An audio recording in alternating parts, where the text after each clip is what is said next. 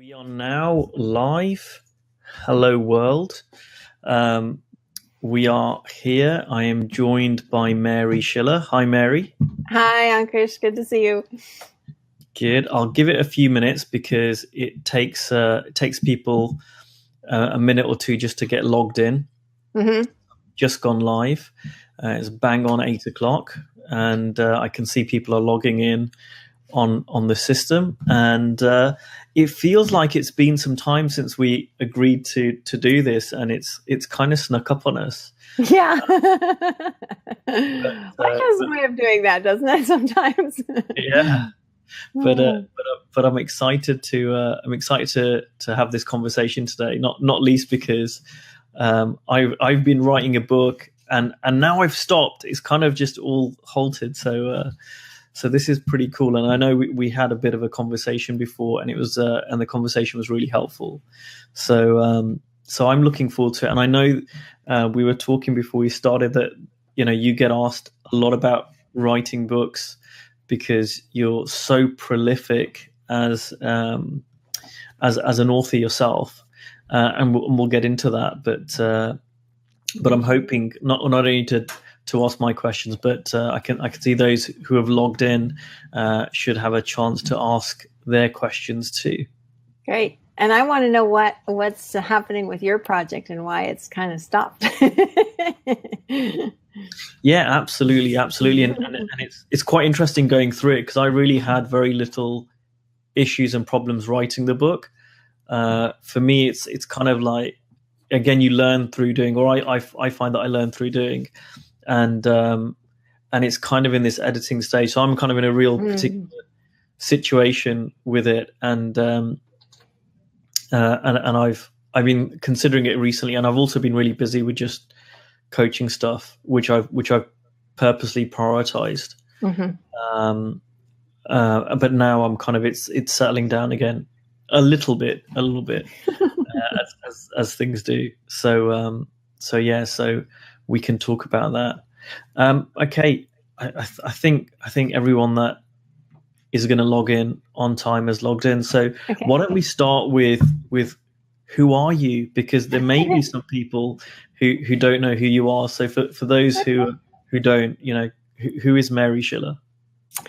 So I am an author primarily. That's how I consider myself, an author, writer, and I also work as a coach related to the three principles. All of that relates to the three principles. I really didn't start doing any of this work professionally until just over a year ago. So early spring of 2016. So I'm fairly new as a professional in this realm. And prior to that, I worked in the communications world my whole career, pretty much, mostly as a writer and also as a writing teacher at the university level. So I have a lot of experience as a writer, from everything from journalism to marketing materials to video, audio scripts, pretty much anything and everything you can think of in terms of writing, I've written it. So that's really been my background as a professional. And in the last few years, how many books have you written? Because like I said, you're fairly prolific, mm-hmm. and it kind of seems like there's a book out, every other day. Yeah. Yeah. So right now I have 7 books on Amazon. They're all pretty short. They range from about 6,000 words up to about maybe 12 or 13, maybe 14,000. I can't quite remember.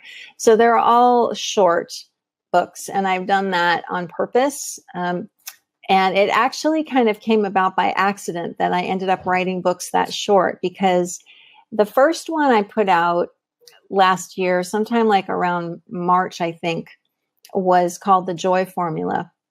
And that had just been a book that I gave away for free on my website at the time, for people to opt in to my list. They would get this book for free. And I started hearing back from people that they were feeling badly because they were taking the PDF and printing out multiple copies of it.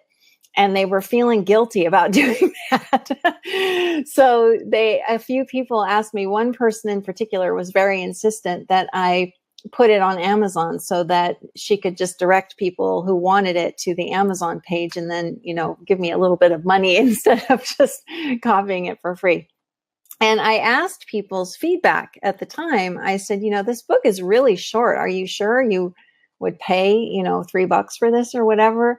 Because I had thought maybe I should make it longer and, more substantive to me. And overwhelmingly people were like, no, don't do that. We like it the way it is. Leave it alone. We like that it's short and it gets to the point quickly, and I can read it in one sitting and then reread it easily. So I said, okay. So I just made a couple of minor changes to it and put it online. And then I started thinking, well, maybe I can keep doing that, on other topics related to the principles, and just keep writing these short books that people seem to like. And that's how that started for me. Mm-hmm. I really like that. And if you see me looking down, it's because I'm getting questions, so I'm kind of replying. Okay, no problem. I'm not ignoring you. No, sorry. But no, I really like that because I know, as I did my research into writing, I heard that kind of traditionally books are about 50,000 words. Mm-hmm.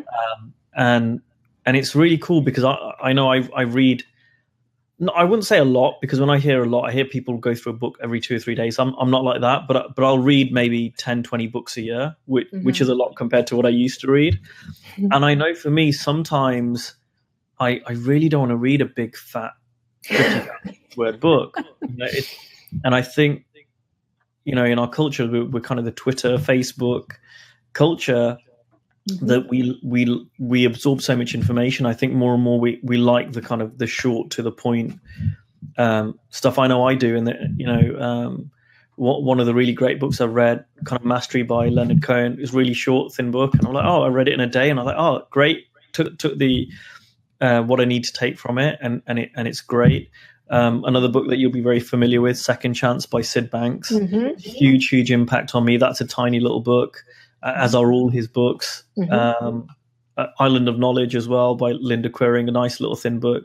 So there are lots of books that are not too long, and so that was really reassuring to me when I started writing. Like, oh, it doesn't need to be a tome, and it doesn't need to be full of very academic type stuff in there. And it was funny because when that was pointed out to me, I was like, oh yeah, because I don't like reading that stuff. Why did I think I needed to write stuff like that? Right, exactly. And it's interesting too that Amazon, now has an entire short reads category on its website. So they clearly, and it's grouped by, up to 30 minutes, 45 to 60. So they've clearly figured this out too, that people are liking these shorter books. And I mean, I like longer books too. I like reading them. And I ghost wrote a book for someone. It wasn't a principles-based book. It was a marketing book, but that was sort of a more typical length. But I find myself just gravitating towards more concise things these days as well. I'll make an occasional exception, but most of the time I'm happy with something that I can read quickly. And like you said, get what I need from it and kind of move on to the next, or then revisit it later and not feel like I have to plow through, 250 pages if I don't feel like it. So the topic, let's get to the topic. The topic of this webinar is let me get it. How to write a book that, and I've lost it there. How to write a book that serves the world, your business, and you. Right, so that's a pretty ambitious kind of title we've gone for this webinar, but I know that's something that really resonates with you. So I guess let's get to the crux of this. There are, I'm assuming, a lot of coaches or people with a certain message, and how do you write a book that that is, I guess those different categories. It's helpful out to the world or to a certain audience, Mm-hmm. but it also helps you in terms of your coaching business or whatever kind of business you've got. Mm-hmm. And it also helps you in whatever way that makes sense. I mean, is that quite a tall order, or are the three interconnected? How do you go about doing that? Yeah, it doesn't seem like a tall order to me at all. I mean, I can kind of take each of those pieces.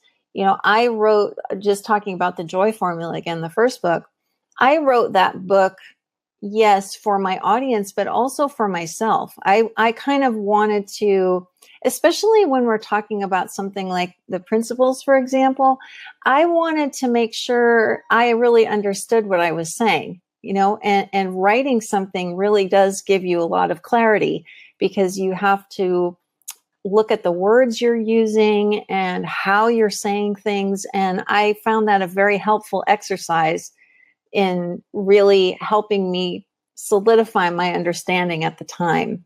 So that exercise was as much for me as it was for the people who I was initially giving it away to.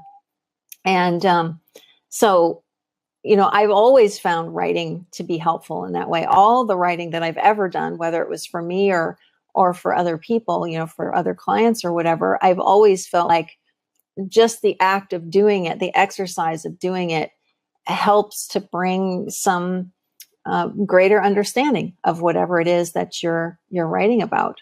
So on that point, that's something that I've experienced my whole adult life, really, in terms of writing, is that it's very helpful to me personally.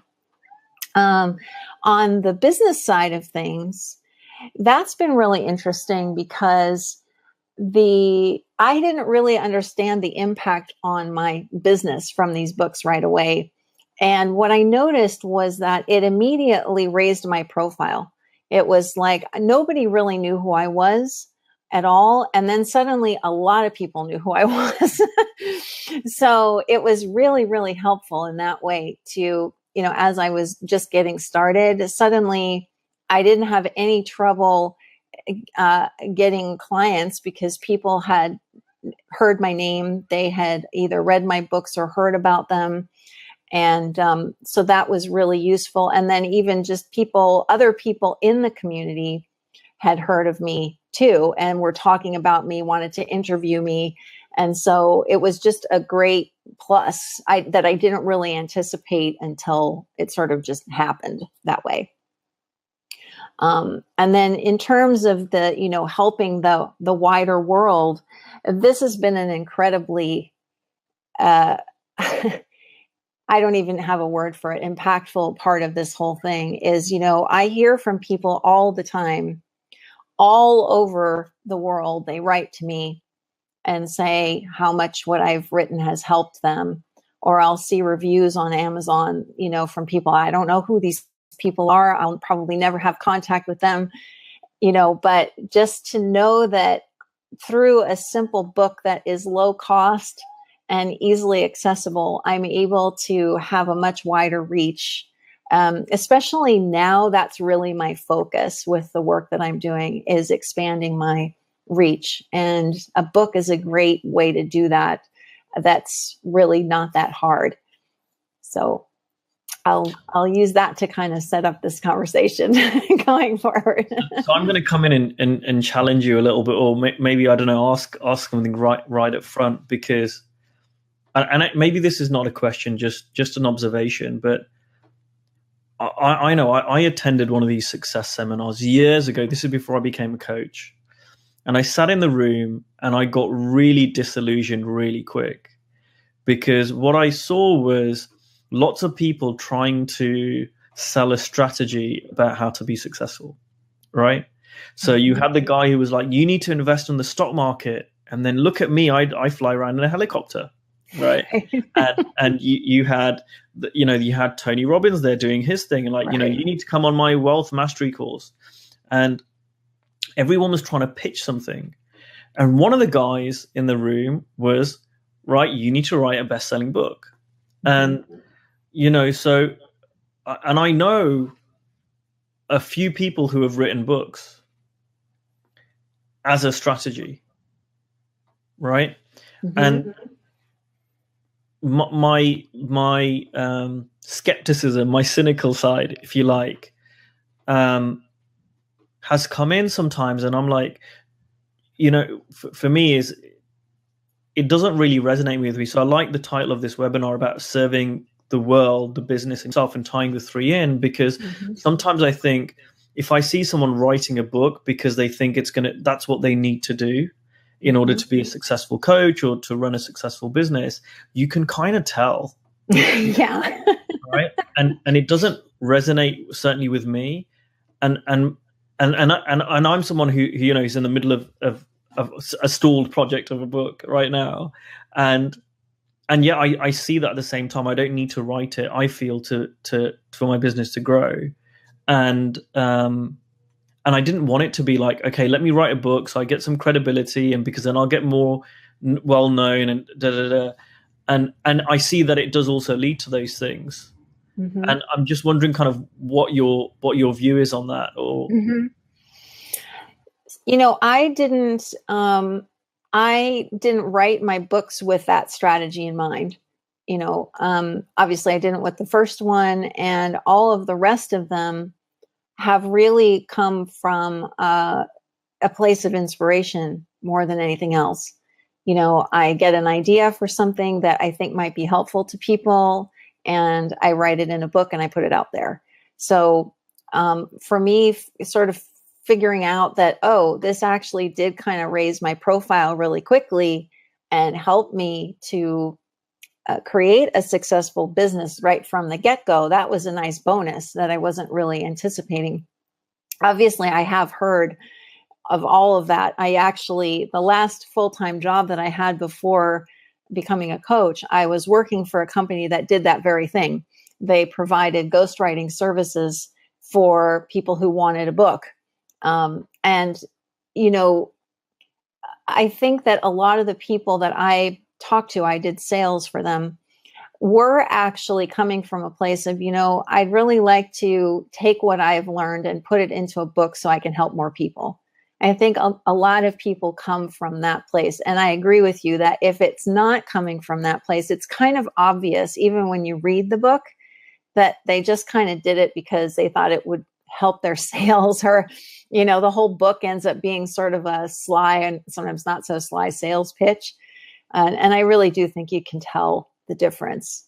So I wouldn't necessarily say that it's a bad strategy, but if that's the only reason that somebody's doing it, I wouldn't recommend it. I wouldn't recommend going down that road, because it's a lot of work to write a book. It's not, it doesn't just take a week or something to get it done. So you really have to believe in what you're saying, and you're wanting a way to communicate it more widely. That to me seems like the best, most inspiring place to come from. So I guess this title is kind of a how do you write this book? And I think what we start off saying is what's your why? And if your why is because you think it's going to be good for your business, just switch the webinar off now, because the rest of it won't help you. And if your why is because you really got something to share and it's really kind of coming from your heart, then that, you're on the right path.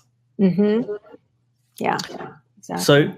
So then getting into writing the book, I had two different strategies presented to me, and I chose a certain one. I won't say which one, but is there a right strategy or not? So the two, and they're probably more than this, but one strategy I had was, okay, write out the contents list, be really, really clear out a structure, like what's your message, what are you trying to say, how are you going to structure it, get that together first, get your message, and then write. And then I had this other advice, which was let the book write itself, which is basically don't think about it and just start writing.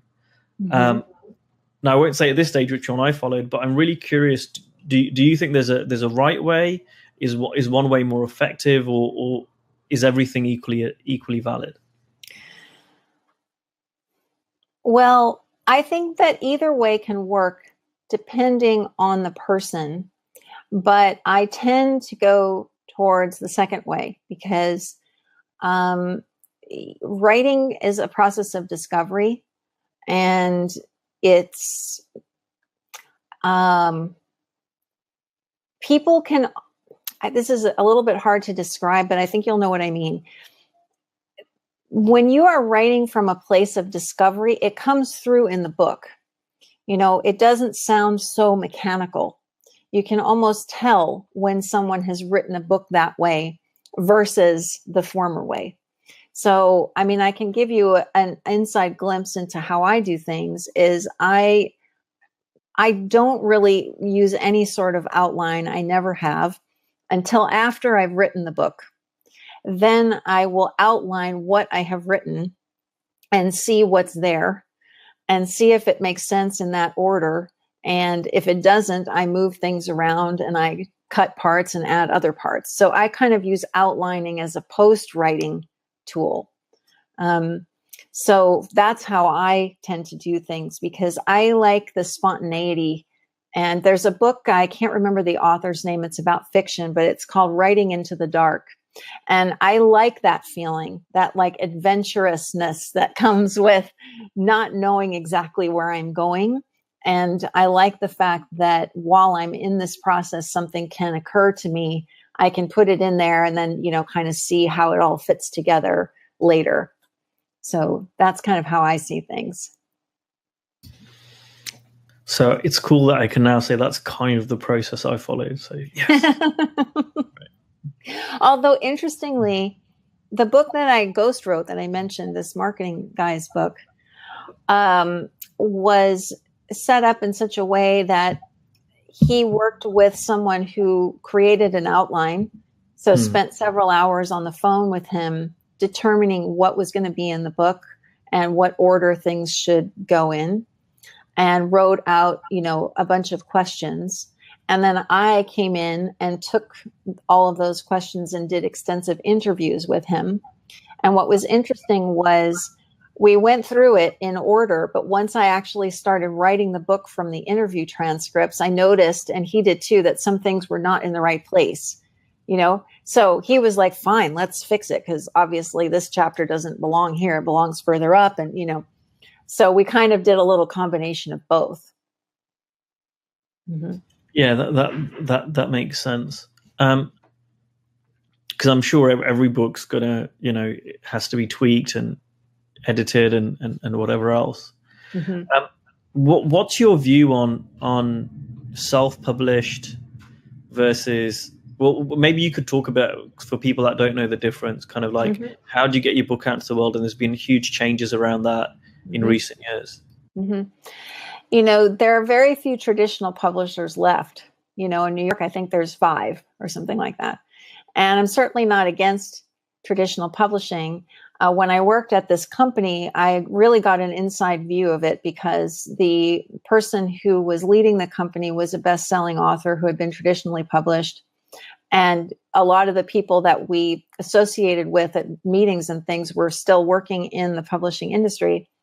And most of them said, we are looking for people who already have a major following. Like if you don't already have 10,000 Instagram fans, we won't talk to you, something, I mean, that's really how a lot of the major publishers are looking at things now. Like you have to already have all of this built in before they'll even listen to you. So there's that. And for my purposes, I knew that no traditional publisher would ever even talk to me. First of all, I wanted to write a lot of short books and I wanted to put them out, every couple of months or so. And I knew that that was not what a traditional publisher would be interested in doing. And self-publishing is so easy to do now. Speaking about Amazon, because that's where my books are, they have made this process so simple. You can't make a mistake. It's a very straightforward step-by-step process, and you end up being the publisher, or your company is the publisher of record, however you want to put it. And it's just so easy. Now, the company that I was working for was sort of a hybrid company in a way, because they did the ghostwriting services, and then you received their imprint on the book. So they were your publisher, but they gave you total control of the book. So they didn't take any money aside from the ghostwriting fee. If you wanted to hire them for marketing, you could, but it's not like a traditional publisher who takes a huge percentage of every sale. They didn't do that at all. So, so they were sort of in between.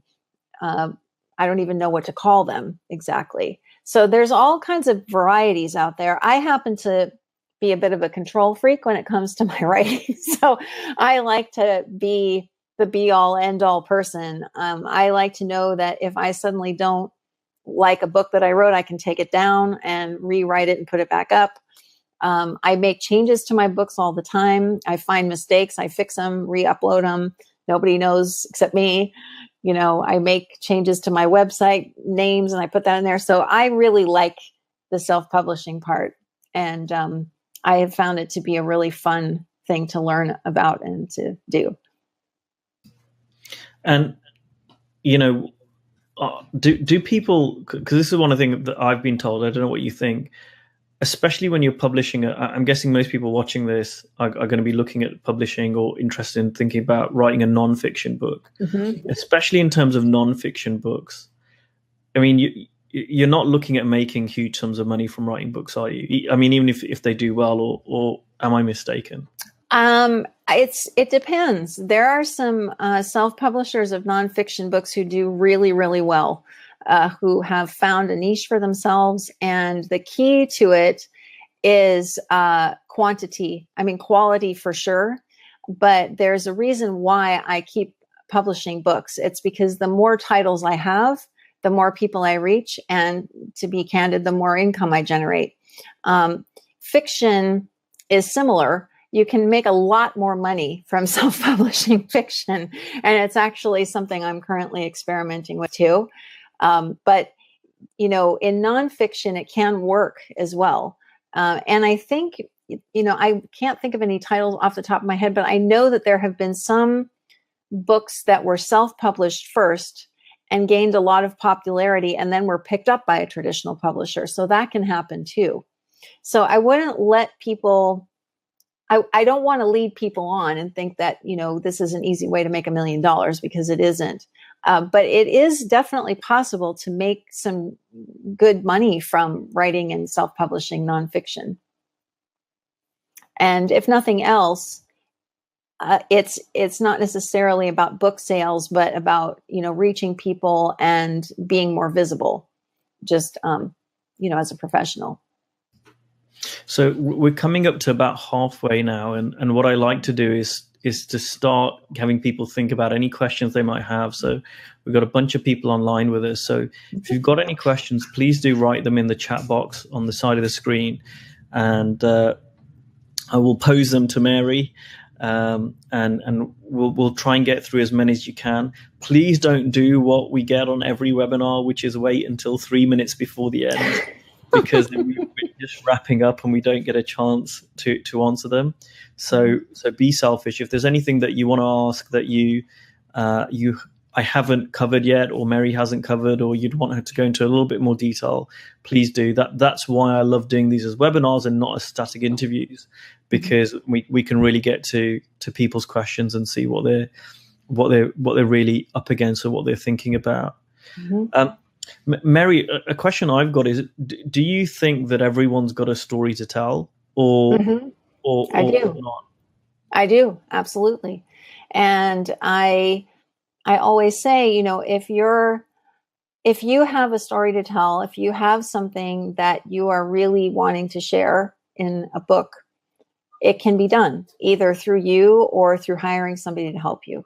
You know, there's really I think people sort of have this weird feeling about ghostwriting, and having done that, not just for books, this other guy's book, but for articles and things in the past. It's a really fine way to get something written if you're not comfortable doing it yourself. So absolutely, I think everybody has something really valuable, and I would love to flood the market with books related to the principles. Like, I just like to see us overtake the whole self-help genre. So, yeah. Did you do something where you said kind of you did a webinar or an interview or something called "Why the World Needs Your Three Principles" book. What was the gist of that? What? Because I was quite surprised to read that. I was like, I'd not really thought about it, but what do you see there? Well, the way it looks to me is that anybody who has seen anything at all about these principles has seen enough to put it in a book and get it out there. And I really, really value the variety of voices that we have, particularly in this community. And I'd like to hear even more of them, because I don't know if this is true for you. I'm guessing it is. Like, there are some people you listen to in any topic, not just the principles, and you click with them, and other people you don't. And, maybe the people you don't, later you do, and it kind of just varies. So I really want to have a lot of voices speaking on behalf of the principles, so that there's lots and lots of ways that people can get into this conversation. And so that's why it's really kind of a big deal to me that people who have seen a glimpse of what these principles are and have any sort of inspiration to put that into a book, that they be encouraged to do it.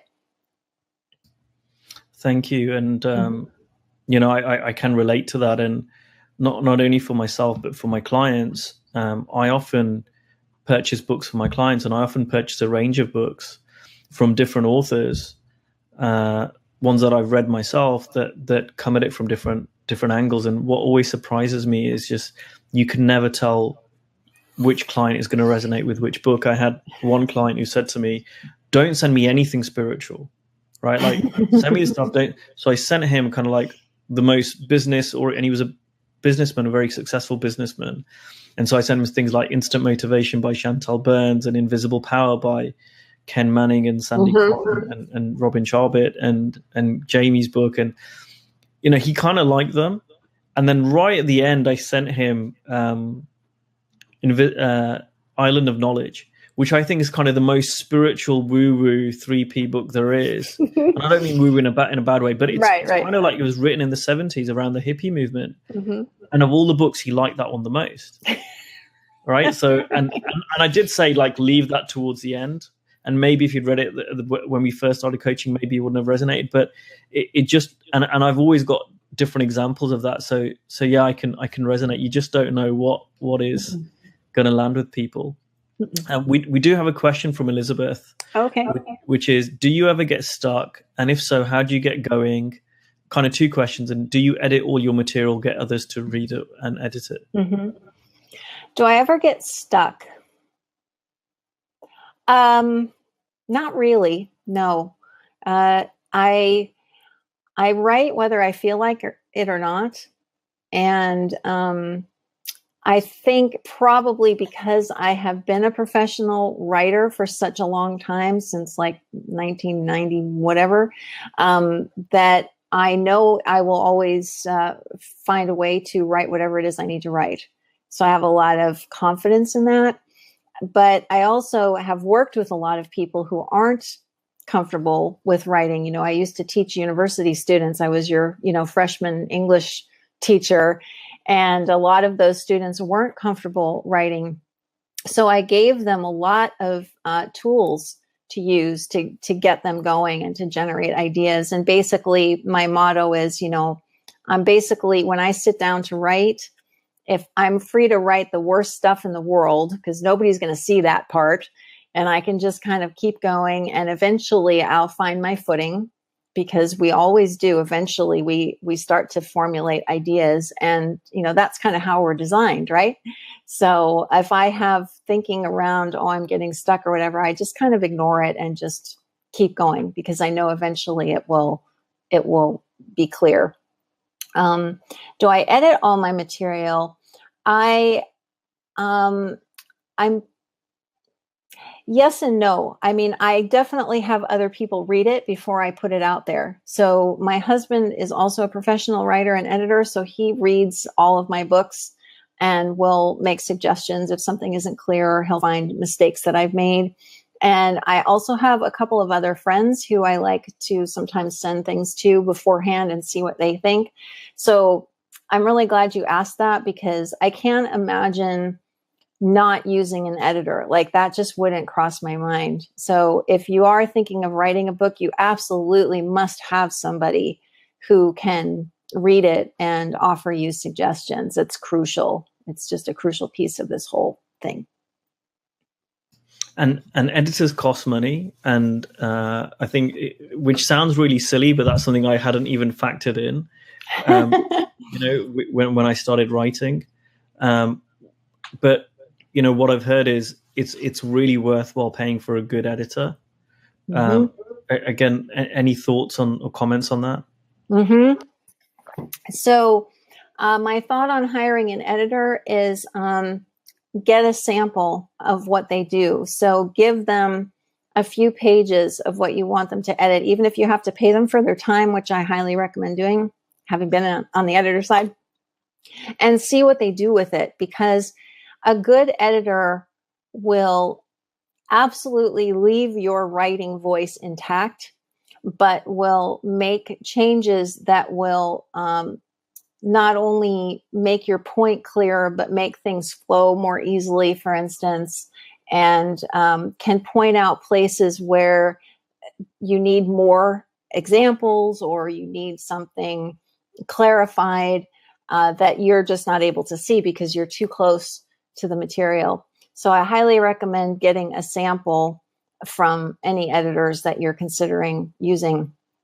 And also, you need to feel some kind of rapport with the person that you hire, especially if you're writing a book about the principles. I actually have talked to a couple of coaches who wrote books and tried to use an editor who wasn't familiar with the principles, and it didn't work because, there are certain ways we have of saying things that need to be left alone. And the editors wanted to change that, and it just didn't work. So, I think in this case in particular, you do need to find somebody, if you're going to write a 3 Principles book, who at least has an understanding of it and can come at it from that angle. That's really interesting, because I've got a very different experience. I sent out samples to 3 editors, and 2 who knew about the 3 Principles, and 1, I don't think they did. Maybe they knew a very little bit, but not in any significant way at all. And I found the best feedback I got was from the non-3P editor. Oh, interesting. Interesting. Because he wasn't trying to change things, but where I found a 3P person could kind of understand, like, oh yeah, that's what he means. This non-3P person was like, you're kind of saying the same thing, which is a 3P person, like, yeah, but what it really, and this is kind of where I've taken a pause with my book, because it's made me slow down, and I knew I could publish it anyway, but it really made me slow down and think, for this book to have more appeal, actually, I don't want it just to make sense to people who already understand what the 3 Principles are, but actually to someone who doesn't know. And so, that was my experience. And actually, if I was going to speak to someone, I don't know about maybe editors, but I certainly would recommend sending at least some of your book to people who don't know anything about the 3 Principles if you're writing a 3 Principles book, because sometimes we can take certain words, I guess, on the flip side for granted and maybe not explain it so well. Yeah, that's a really good point. And one thing I can add to that is the books that I write, I don't mention the principles really in them. I use other ways of describing them. And I am consciously writing for people who don't know anything about this and want to maybe have some other kind of problem. Like, one of the books I wrote was How to Be Happy When You're Broke, and I came at it from a principles angle, but I didn't actually use the principle terms in it. And that's been interesting, because I have heard from people who I know aren't familiar with the principles at all, and it has been helpful to them. So yeah, I can see kind of both sides of this. That was good. Which leads me on to the next bit, and whether this is controversial or not, I don't know. What about the 3P police? And if you don't know about the 3P police, what do I mean by the 3P police? So when I started writing, I was like, because I don't know if you've heard that these kind of urban legends, and maybe not so urban legends, they're stories of, I think George wrote a book, George Pransky, and kind of had thousands of copies of it or whatever printed. And then Sid got a hold of it and he was like, no, this is not the principles. And they're all still lying in George's loft or something.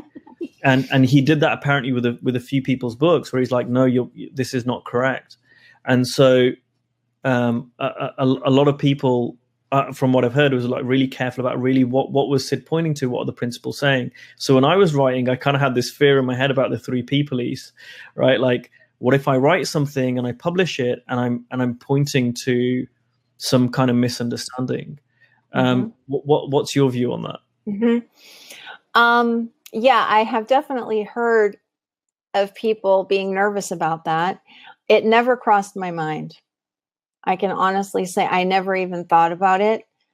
When I put the first book out there, I said at the very end that this is my interpretation of the 3 principles as expressed originally by Sydney Banks. And I think maybe in the last maybe 2 or 3 books, I have not mentioned him because, and maybe this will be controversial, I don't know, we can see. He's not the only person who sees things or who saw things. And the way that you see things is the way that you see things, and the way that you communicate, it's the way that you communicate it. It has just as much validity as any other person. And so I do think a lot of people would be writing more books, except for what you mentioned. I've had a lot of conversations with people about that. And I think part of it comes from there seems to be sort of an accepted way of talking about these principles. And I'm frankly trying to bust that wide open, because I see that there's lots and lots of ways that this can be communicated. And I think that an example of that are the books that I write, where I am not speaking about the principles in sort of the typical way, and yet people are getting a lot of understanding from them.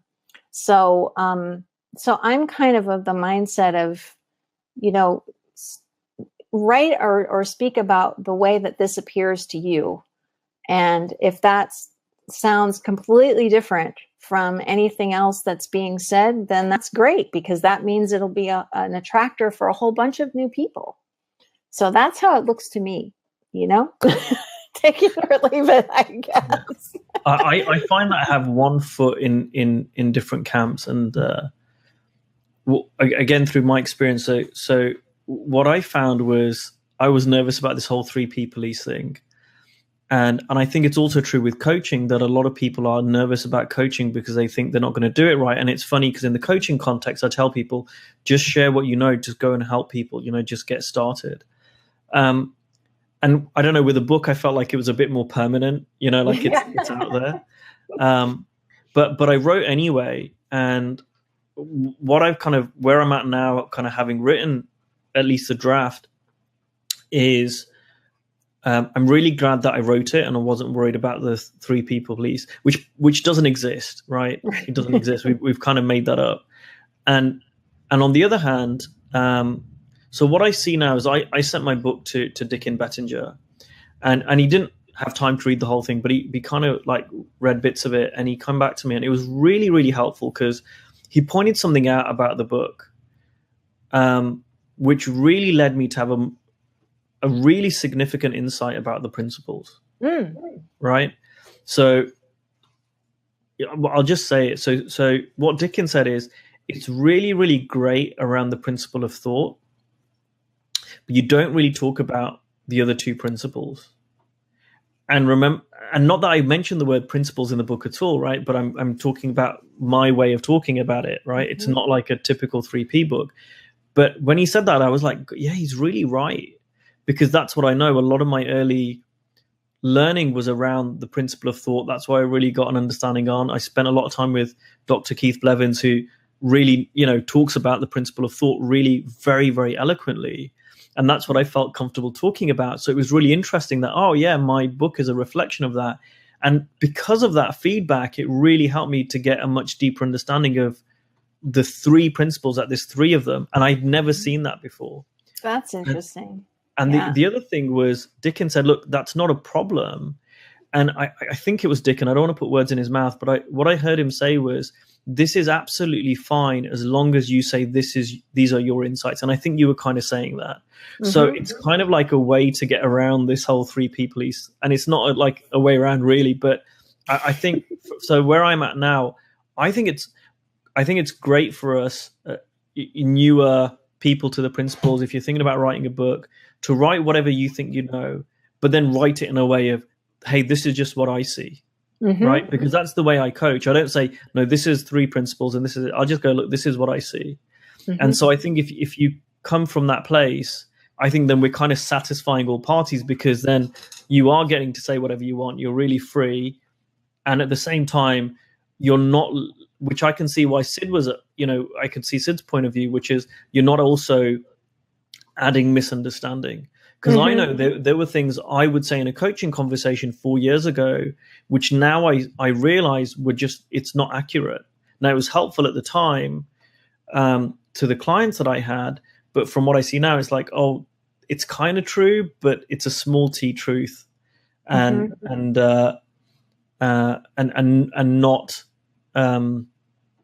not as deep as I go now with clients, which can be more helpful. Mm-hmm. I also think I include a lot of personal stories in my books, a lot, as illustrations.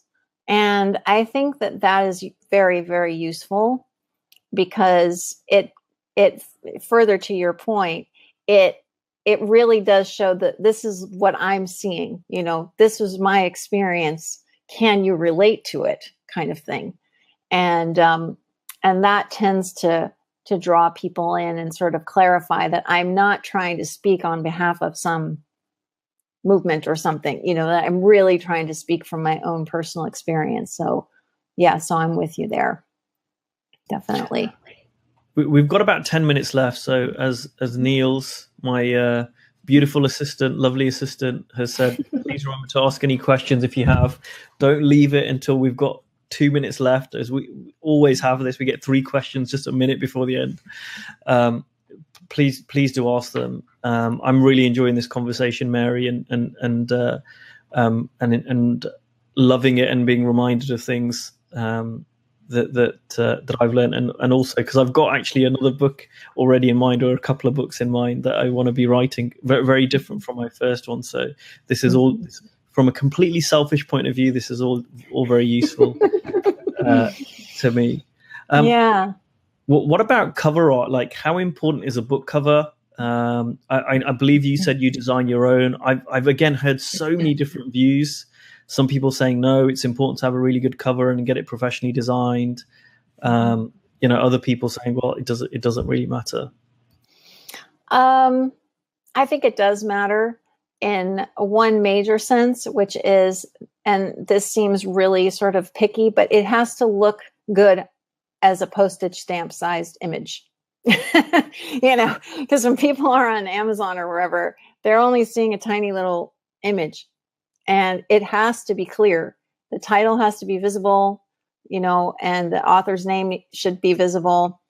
That's what's most important to me, is if it's clear and readable. I make all of my own covers because I write so many books that I just decided to undertake it myself. So I use one tool for all of my covers, and that is a service called Canva, Canva. I have the subscription because with the subscription, as opposed to the free, you get a few more bells and whistles that I need for making it print quality, because some of my books are paperback and Kindle, and some are just Kindle.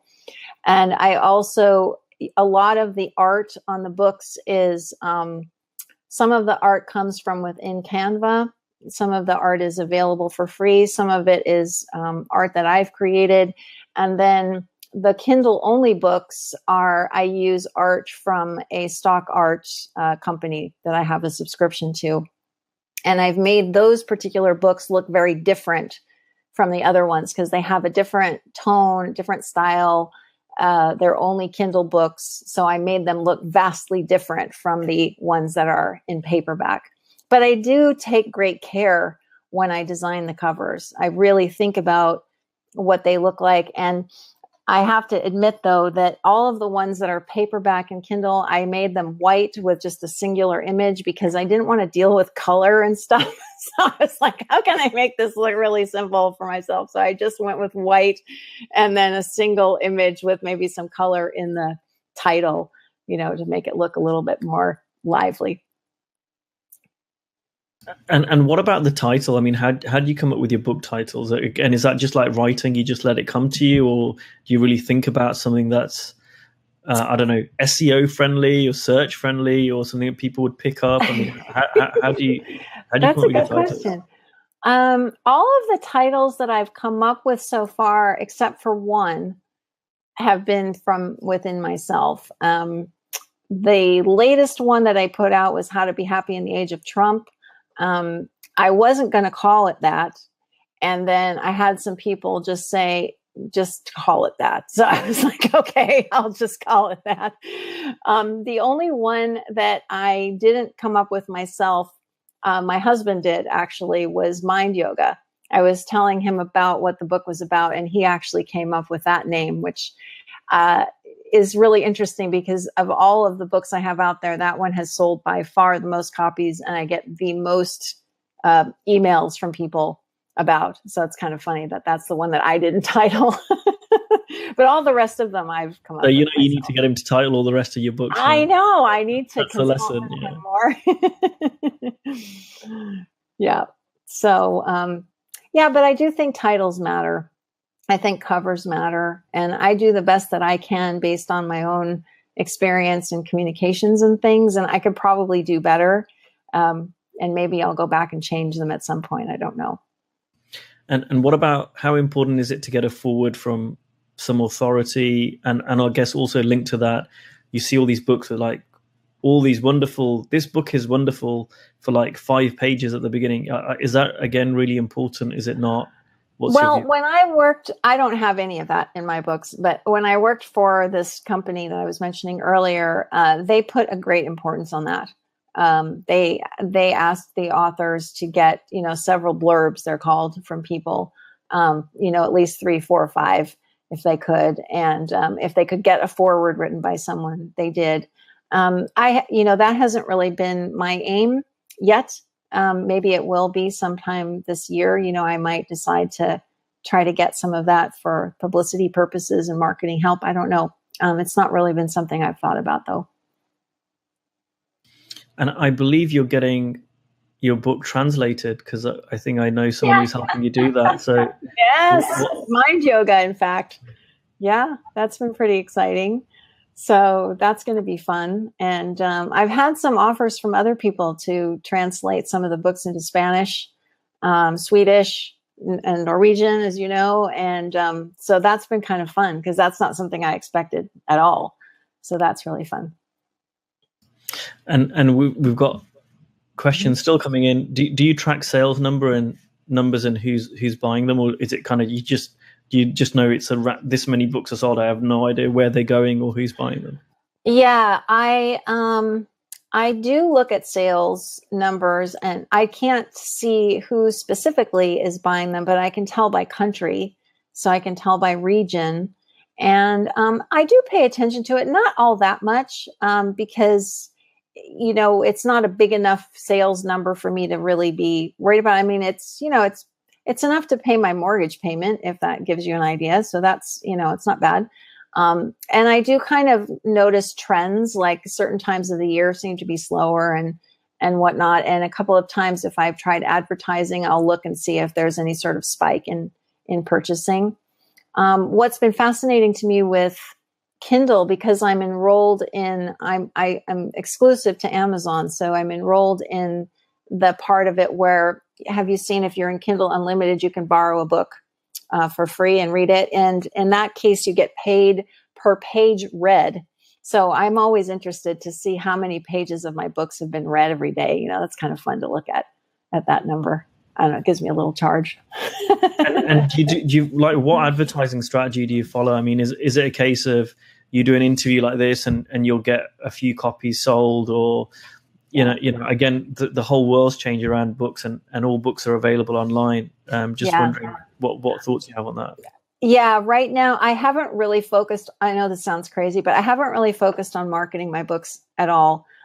It's been more of something I've done because it's fun for me to do. And I like the fact that people find them. I think a lot of people find them just through the basic Amazon, people who bought this book, and I kind of show up now in the bottom.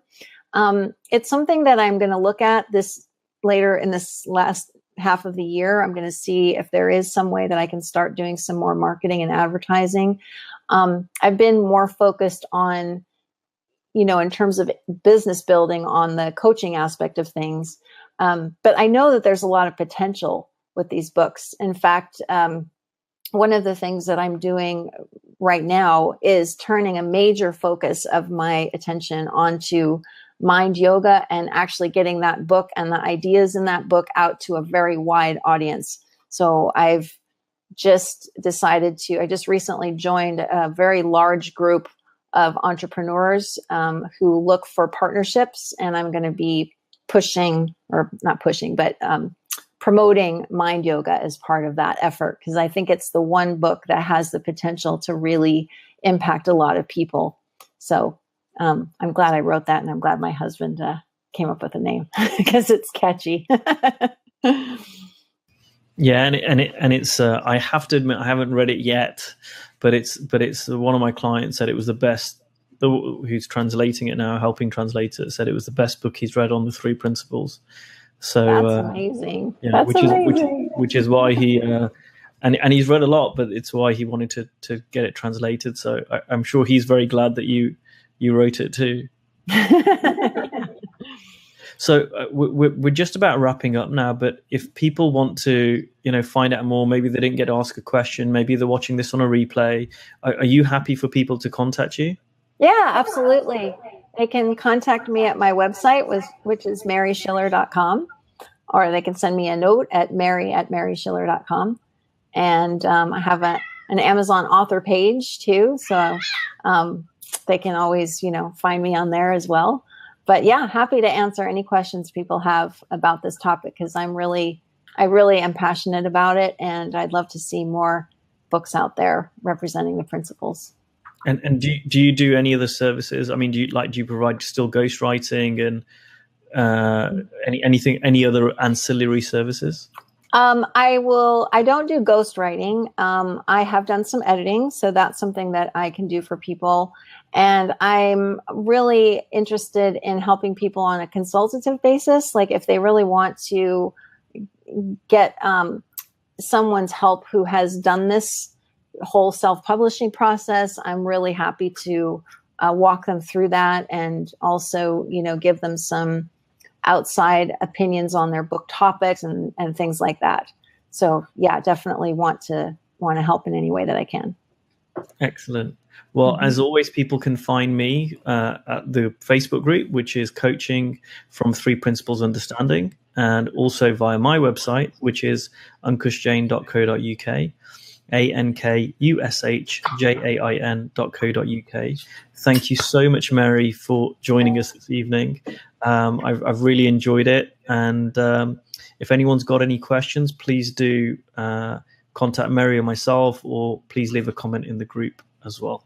Thanks for having me. It was fun. Thank you for joining us. Thanks.